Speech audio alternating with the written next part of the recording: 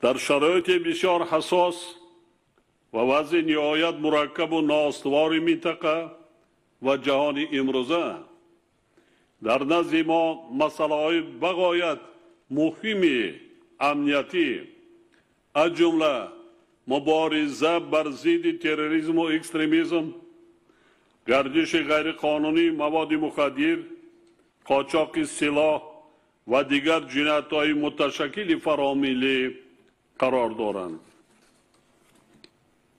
وابسته به این خاطر نشان می‌نمایم که وضع کشور همسایه ما جمهوری اسلامی افغانستان علاوه خصوص منطقه‌های شمالی آن که با کشور ما همسرحد میباشند بین‌نهایت مشکل و نامعین باقی مانده.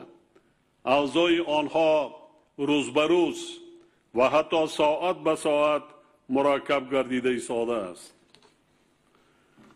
چنین حالت مرکب در 43 سال ادامه درگیری‌های داخلی در افغانستان بار اول به وجود آمد.